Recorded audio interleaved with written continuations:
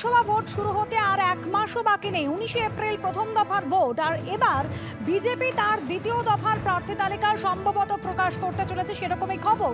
এর আগেই কেন্দ্র নির্বাচন কমিটি বৈঠকে বসেছিল, বৈঠক করেন নরেন্দ্র মোদী, অমিত শাহ তারা, এবং এর আগে গত 2রা মার্চ একেবারে প্রথম দফার প্রার্থী তালিকা প্রকাশ করেছিল 20টি আসনের জন্য বিজেপি। আর এবার সম্ভাব্য দ্বিতীয় দফার প্রার্থী তালিকা বিজেপি প্রকাশ করতে পারে।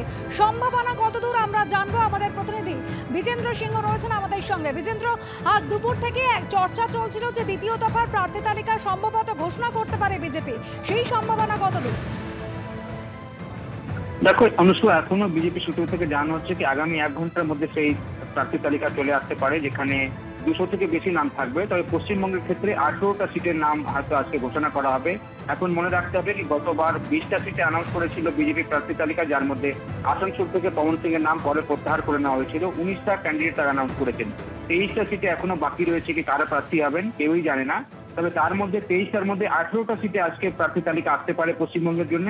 এবং সূত্র মারফত জানা যাচ্ছে কি যেখানে কিছু নাম, সম্ভাব্য নাম যেটা আমরা জানতে পেরেছি সেটা হলো নর্থ কলকাতা থেকে তাপস রায়, অমৃতা রায় কৃষ্ণনগর থেকে, তমলুক থেকে অভিজিৎ গাঙ্গুলি, ব্যারাকপুর থেকে অর্জুন সিং, এবং মেদিনীপুর এবং রায়গঞ্জ থেকে গতবার যারা লোকসভায় জয়ী হয়েছিলেন 2019-এ, তাদের হয়তো সিট চেঞ্জ হবে, তাদের সেই সিট থেকে এবার প্রার্থী করা হবে না।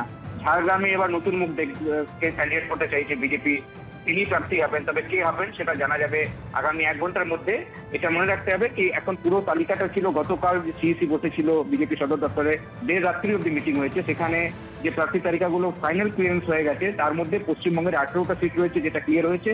সেটা বিজেপি সূত্র থেকে জানানো হচ্ছে কি আগামী 1 ঘন্টার মধ্যে প্রেস রিলিজ দিয়ে সেটা জানিয়ে দেওয়া হবে। এই পুরো তালিকাটাই 200 থেকে বেশি প্রার্থীর নাম রয়েছে, যার মধ্যে 18টা সিটের প্রার্থী তালিকা পশ্চিমবঙ্গে থাকবে। আগামী 1 ঘন্টার মধ্যে হয়তো সেই প্রার্থী তালিকা বিজেপির তরফ থেকে অফিসিয়ালি রিলিজ করা হবে।